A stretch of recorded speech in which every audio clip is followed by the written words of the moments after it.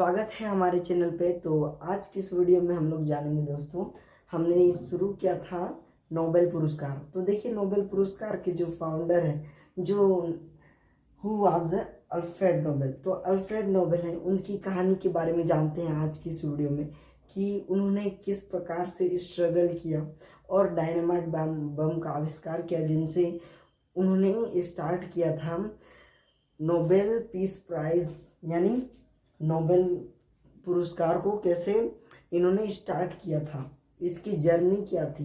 तो चलिए इसे बिना किसी देरी के स्टार्ट करते हैं।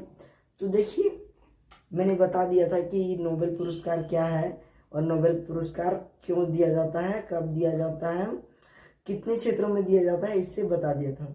ठीक है, तो आज की इस वीडियो में हम लोग जानेंगे जो अल्फ्रेड नोबेल थे वे कौन थे। इससे पहले हम लोग जानते हैं शांति नोबेल पुरस्कार जो होता है नॉर्वे की राजधानी ओस्लो में दिया जाता है। देखिए, नॉर्वे की एक राजधानी है ओस्लो। तो इसमें जो पीस प्राइज होता है, जो शांति पुरस्कार होता है, उसे कहाँ दिया जाता है?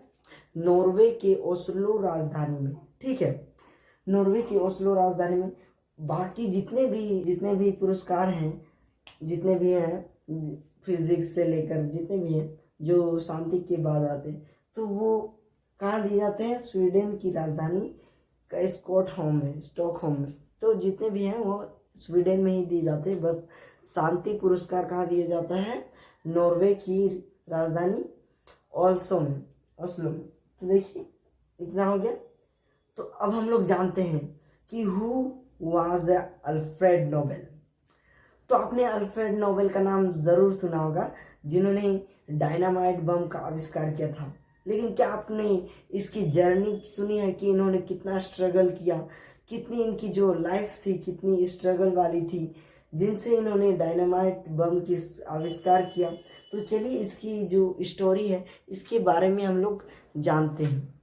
तो देखिए, सबसे पहले आता है कि जो इनका जन्म है, जो अल्फ्रेड नोबेल की जर्नी स्टार्ट होती है 21 अक्टूबर 1833 ईस्वी से।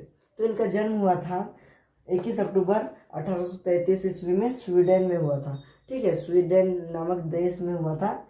एवं जो ये थे वे एक स्वीडिश रसायन अभियान आविष्कारक, व्यापारी और लोकोपकारी थे। तो देखिए, ये बहुत सारे ऐसे काम करते थे जिन्हें इसने ये उद्योगपति भी थे, आविष्कार भी करते थे और साथ ही साथ रसायन अभियंता सब में रुचि रखते थे। ठीक है, तो जो इसके पिता थे वे थे इमैनुएल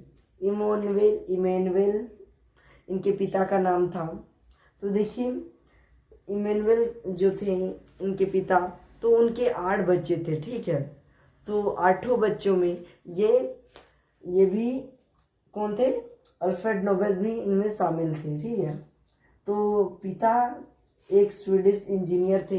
इनके पिता इंजीनियर भी थे, वास्तुकार थे, आविष्कार और उद्योगपति थे। इन्होंने भी आविष्कारक किया, इन्होंने भी बहुत सालों तक प्रयास किया, आविष्कार किया, लेकिन इनकी जो आविष्कार थी उतनी वायरल नहीं हुई, इतने पॉपुलर नहीं हुए, तो इन्हें उतना नाम नहीं कमा पाए जिनसे इनके बेटे अल्फ्रेड नोबेल ने किया। तो देखिए, सबसे पहले ये जो थे उद्योगपति भी थे। तो इनकी जो एक कंपनी थी, सबसे पहले इनकी कंपनी जो 1859 में इनके पिता की जो कंपनी थी वह बहुत डाउनफॉल में जाती थी, क्योंकि इनके पिता इतने पॉपुलर नहीं थे, जिनके कारण इनकी जो कंपनी थी वो बहुत डाउन में जाती थी, बहुत चलता ही नहीं था। तो फिर क्या हुआ, जो इन 1862 ईस्वी में 1862 ईस्वी में अल्फ्रेड नोबेल ने अपनी एक खुद की कंपनी खोली, जिनसे वे क्या करते थे? बहुत सारे काम करते थे, बहुत। तो वह अच्छा खासा चल रहा था। ठीक है, तो अच्छा खासा चल रहा था, लेकिन क्या होता है 1862 के बाद 1864 में, ठीक है, 1864 में क्या हो जाती है?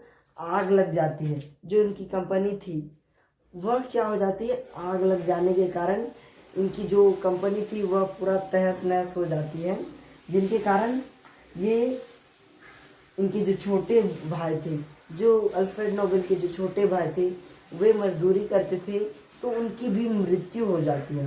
ठीक है, मृत्यु हो जाती है। तो मृत्यु होने के बाद ये बहुत दुखी में चले जाते हैं, हरास हो जाते हैं। तो इनके बाद ये फिर से देखिए, बहुत आघात होने के बाद जो नोबेल थे, जो अल्फ्रेड नोबेल थे, वे बहुत अथी में चले जाते हैं, जिनके कारण इनके भाई जो थे वो मरने के बाद इन्होंने कुछ देर आराम करने के बाद इन्होंने कुछ वर्षों के बाद 1867 में फिर से इन्होंने क्या किया, डायनामाइट बम की आविष्कार कर। तो देखिए, इसके बाद जो है अल्फ्रेड नोबेल ने फिर से 1867 के बाद 1867 में अपना जो आविष्कार करता है, इन्होंने डायनामाइट बम की खोज की, आविष्कार की। तो देखिए, इन्होंने इसी वर्ष 1867, इसे आप याद रखिएगा, 1867 में इन्होंने डायनामाइट बम की आविष्कार की थी। ठीक है, तो इनके आविष्कार करने के कुछ साल पश्चात क्या हुआ, न्यूज़पेपर आर्टिकल में इनके जो न्यूज़पेपर में मौत के सौदागर की मौत, यह पेपर में छप गई, इनकी फोटो। तो इन्होंने इसे देखकर बहुत इनका जो मूड ऑफ हो गया, क्योंकि इनके जो मौत के सौदागर की मौत, यानी बहुत कोई सोचे थे कि इनकी जो मृत्यु हो गई आग लगने के कारण, क्योंकि इन्होंने बहुत स्ट्रगल किया, इन्होंने बहुत हार नहीं मानी और यहाँ तक पहुँचे, इसीलिए पेपर में छाप दिया गया। फिर 1895 में अपनी वसीयत, यानी इन्होंने जो पैसा कमाया था, वह बहुत सारा पैसा कमाया था डायनामाइट बम के कारण, तो इन्होंने 94% भाग इन्होंने 1895 में कह दिया था कि जो मैं जितनी भी मेरी राशि है, जितने भी मेरे पैसे हैं, वह नोबेल फाउंडेशन को दान किया जाए। 94% जितने भी इनके पैसे थे, संपत्ति थी, वह नोबेल फाउंडेशन को दिया जाए। तो इन्होंने 1900 ईस्वी में नोबेल फाउंडेशन की आविष्कार हुई थी। 29 जून 1900 ईस्वी में नोबेल फाउंडेशन की आविष्कार हुई थी। तो देखिए, इनकी जो मृत्यु हुई 1896 ईस्वी में मृत्यु हो गई।